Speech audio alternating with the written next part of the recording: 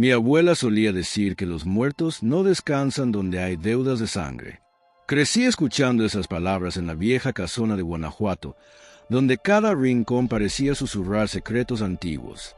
La historia que voy a contarles sucedió cuando tenía 15 años. Mis padres me enviaron a pasar las vacaciones con mi abuela, doña Lupe, una mujer devota que vivía en una casa construida a finales del siglo XIX, sobre lo que antes había sido un pequeño cementerio indígena, según decían los vecinos más viejos. Nadie sabía exactamente por qué la familia decidió construir allí, pero con los años, las cosas extrañas comenzaron a suceder. Durante el día, todo parecía normal. Mi abuela cocinaba sus guisos de mole, tejía sentada frente a la ventana y rezaba con su rosario entre los dedos gastados. Pero al caer la noche, el ambiente se transformaba. Las paredes crujían como si respiraran, los espejos reflejaban sombras que no estaban ahí, y una presencia helada se sentía detrás de cada puerta cerrada. La primera noche no pude dormir. Escuchaba pasos sobre el techo, y aunque mi abuela insistía en que eran gatos, sabía que ningún animal caminaba con ese ritmo, pesado y constante, como si alguien estuviera marchando lentamente encima de nosotros. Un día, mientras exploraba el sótano, un lugar que siempre había estado cerrado con llave, encontré una pequeña puerta oculta tras una estantería. La madera estaba podrida, y al tocarla se abrió con un crujido seco. Al otro lado, una escalinata de piedra descendía hacia la oscuridad. Bajé, impulsado por una mezcla de curiosidad y algo más, como si algo me llamara desde abajo. Al llegar al final de las escaleras, descubrí una cripta. Era antigua, con muros llenos de inscripciones en náhuatl y figuras talladas de cráneos, águilas y corazones sangrantes.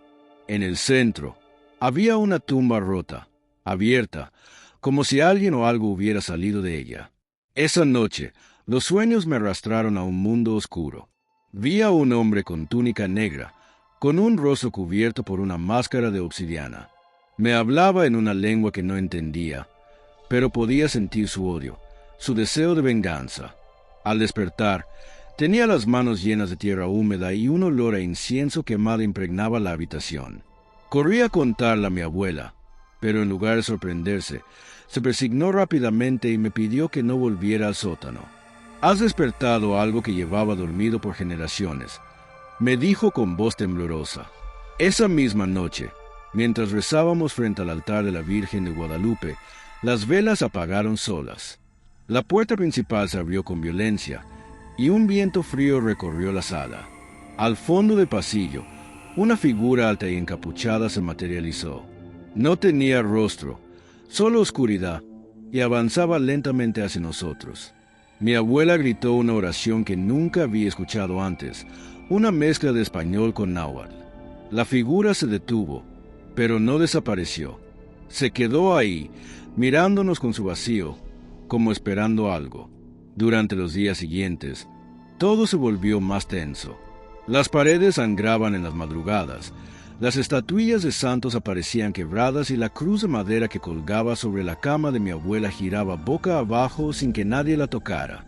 Una noche, desperté con el sonido de cánticos. Salí de la habitación y encontré a mi abuela en el comedor, rodeada por velas negras y un círculo de sal. Estaba haciendo un ritual ancestral, mezclando oraciones católicas con invocaciones indígenas. Me pidió que me quedara fuera del círculo, que no interfiriera, porque si lo hacía, el espíritu se fijaría en mí. Pero era demasiado tarde. Ya lo había hecho. Esa noche que bajé al sótano y entré a la cripta, dejé una parte de mí allá abajo, y traje algo conmigo. Un fragmento del alma de aquel hombre que fue enterrado vivo hace siglos por desafiar a los conquistadores. Un antiguo sacerdote mexica, torturado y olvidado, cuyo espíritu quedó atrapado entre mundos. Quería justicia, quería sangre. Al amanecer, mi abuela ya no estaba. Encontré su cuerpo frente al altar, con los ojos abiertos y una expresión de paz. En sus manos tenía el rosario y un papel con una oración escrita en tinta roja. La deuda fue pagada, decía. Desde entonces, nunca más volví a sentir su presencia en esa casa. Pero el espíritu aún me sigue. Cada vez que cierro los ojos, veo esa máscara de obsidiana. Escucho su voz cada vez más clara, y sé que algún día me pedirá algo a cambio. Mi tío Marcelo siempre fue el tipo de persona que parecía tener un pie en este mundo y otro en algo mucho más oscuro. Era paramédico en la Ciudad de México, un veterano de los accidentes más brutales, de los cuerpos partidos por el asfalto, de las llamadas a medianoche en las que nadie respondía del otro lado. Lo más difícil no es ver la sangre, me decía mientras fumaba su tercer cigarro del día, es escuchar lo que no debería escucharse cuando uno está solo en la ambulancia. Nunca supe a qué se refería hasta que me contó lo que pasó la noche del 2 de noviembre. Era Día de Muertos, y como siempre, la ciudad estaba envuelta en ese manto entre lo festivo y lo sagrado. Las calles estaban llenas de velas, papel picado y aromas de copal. Pero en las periferias, donde la luz apaga temprano y la muerte camina sin disfraz, el ambiente era otro. Esa noche, mi tío recibió una llamada anónima desde un número que no figuraba en el registro. Decía que una mujer había sido atropellada en un camino de terracería, cerca del panteón abandonado de San Gregorio Atlapulco. No era una zona habitual para accidentes, pero por protocolo, él y su compañero fueron. Lo extraño comenzó cuando llegaron al lugar. No había señal de impacto, ni rastro de llantas, ni sangre. Solo una figura sentada en la orilla del camino, cubierta por un rebozo negro, completamente inmóvil. Pensaron que quizá estaba en shock. Marcelo descendió de la ambulancia con la linterna en mano. «Señora, ¿se encuentra bien?», preguntó. Pero la mujer no respondió. Solo levantó la cabeza lentamente. Sus ojos eran vacíos. No en el sentido poético, no. Eran verdaderamente vacíos, como cuencas sin fondo. Cuando la luz tocó su rostro, Marcelo sintió que el aire se hacía más denso, como si el tiempo se hubiese detenido. Su compañero gritó desde la ambulancia.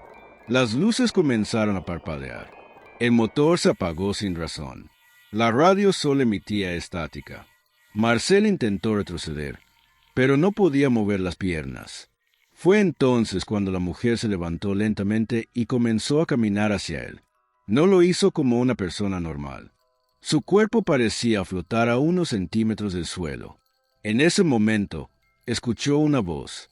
No salía de la mujer, sino que resonaba directamente en su cabeza. «Devuélvelo». La mujer desapareció en un parpadeo, pero algo quedó ahí. En el suelo, justo donde estaba sentada, había una muñeca de trapo, vieja, con un vestido azul deshilachado. Marcelo la recogió, sin saber por qué. Esa fue la segunda señal de que algo estaba mal. El instinto de un paramédico es salvar vidas, no recoger objetos malditos. Desde esa noche, todo cambió. Empezaron las llamadas a las 3 de la mañana, siempre desde el mismo número desconocido. Al contestar, solo se escuchaban sollozos de una niña.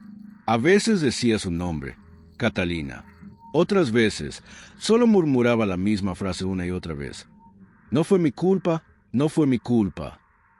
En casa, las luces se encendían y apagaban solas. Los cuadros caían de las paredes. La muñeca aparecía en lugares distintos, aunque Marcelo la hubiese encerrado en un cajón con llave. Lo peor ocurrió cuando una noche, al mirar su reflejo en el espejo del baño, vio que no estaba solo. La mujer del rebozo estaba de pie detrás de él. No dijo nada, solo lo miraba, y en sus manos tenía la misma muñeca. Desesperado, Marcelo visitó a un curandero en Milpa Alta. El hombre, con ojos que habían visto más de lo que deberían, le dijo que había cruzado un umbral prohibido, que esa mujer no era una aparición cualquiera. Era una alma errante, una madre que había perdido a su hija en un accidente, una niña atropellada por una ambulancia, cuyo cuerpo jamás fue reclamado. La muñeca es el vínculo, le explicó el curandero. Mientras la tengas, ella podrá seguirte. Lo único que quiere es que alguien diga su nombre, que la recuerden, porque en el olvido se pudre el alma. Marcelo decidió llevar la muñeca al Panteón de San Gregorio. Allí, En una tumba sin nombre, dejó el juguete y encendió una vela. Pronunció el nombre de la niña. Lloró, pidió perdón. No sabía si eso bastaría. Pero desde entonces, las llamadas cesaron. La mujer nunca volvió a aparecer. A veces, aún sueña con ella.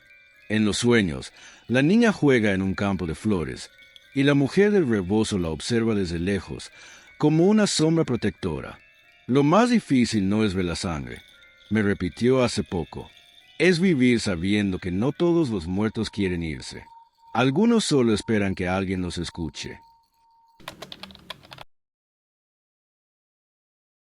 El tercer relato comienza en una zona que muchos mexicanos conocen bien. Un pueblo polvoriento en la sierra de Oaxaca, donde las leyendas no solo se cuentan, se viven. Allí, entre callejones empedrados y casas de adobe con techos de lámina que suenan como tambores durante las lluvias, vivía Marcos, un joven maestro rural que acababa de recibir su primer nombramiento. Había llegado lleno de entusiasmo, con una mochila al hombro y el corazón hinchado de sueños. Lo que no sabía era que ese pueblo, olvidado por el progreso, guardaba algo que no debía ser despertado. Su casita estaba al lado de la escuela, una construcción vieja, de madera húmeda, con un campanario sin campana. Los niños eran pocos y callados. No jugaban en los recreos. No reían. Dibujaban figuras extrañas en sus cuadernos, con ojos negros y sonrisas torcidas. Cuando Marcos les preguntaba, solo murmuraban: «Ella no quiere que hablemos». Al principio creyó que era un simple juego infantil, tal vez alguna superstición local, hasta que una tarde, después de clases, encontró uno de esos dibujos pegado en la puerta de su casa. Esta vez, no era un dibujo hecho por manos pequeñas, era un retrato detallado, casi fotográfico, de su propio rostro, pero con los ojos arrancados. Esa noche no pudo dormir. El viento silbaba entre los árboles como si murmurara su nombre. En medio de la oscuridad, escuchó pasos en el techo. Al salir con una linterna, no encontró nada, solo una pequeña figura hecha de ramas y pelo trenzado, colgando del alero. La recogió, confundido, y la tiró lejos. Al día siguiente, en el mismo lugar, había otra. Esta vez, sostenía un mechón de su propio cabello. Decidió hablar con los ancianos del pueblo. Uno de ellos, don Ezequiel, le contó una historia que heló su sangre. Hacía décadas, una mujer llamada Catalina, curandera y partera, había sido acusada de brujería.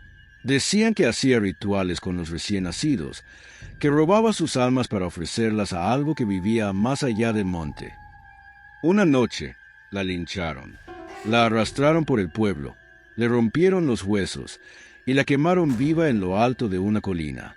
Desde entonces, decía don Ezequiel, su espíritu rondaba la escuela, donde a menudo ella asistía a los partos. Ella los observa, joven, y no olvida.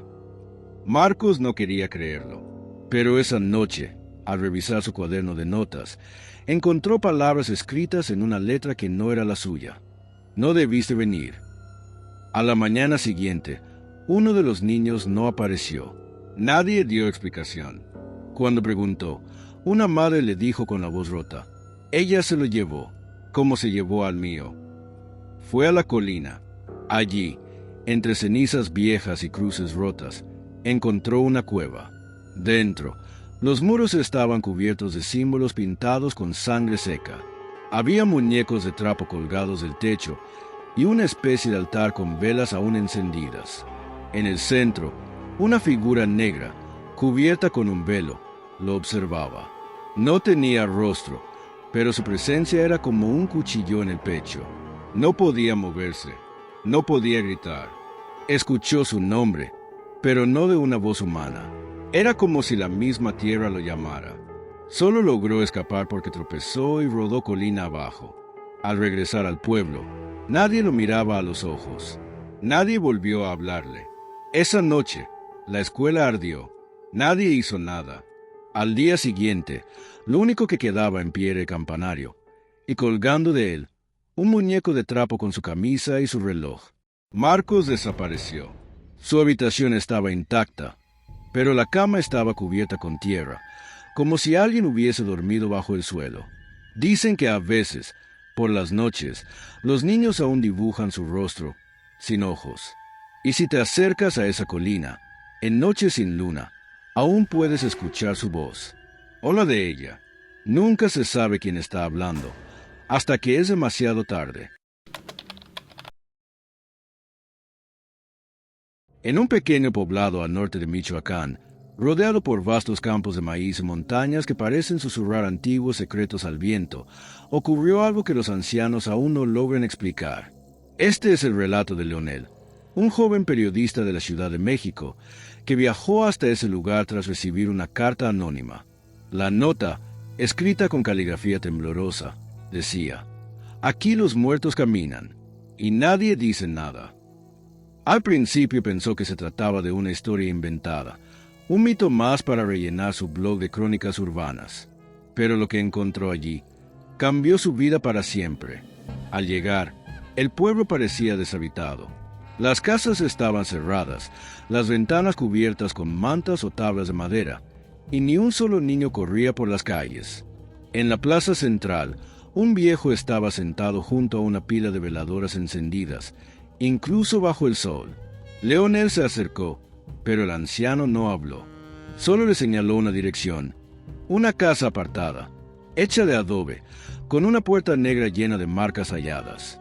En la fachada, alguien había pintado una palabra que Leonel no entendía: Tlacatecolotl. Más tarde descubriría que en náhuatl significa el hombre búho, una criatura del folclore temido por los pueblos originarios. Esa noche se hospedó en una pensión olvidada, donde la dueña, una mujer morena, de trenzas gruesas y ojos apagados, le pidió que no saliera después de las 9. «Aquí las sombras tienen hambre, joven», le advirtió. Pero Leonel, terco por naturaleza, salió a explorar con su grabadora en mano. Al pasar por el cementerio, escuchó un sonido agudo, como un chillido, mezclado con susurros en un idioma que no conocía. Vio figuras moviéndose entre las tumbas. No eran animales, eran cuerpos.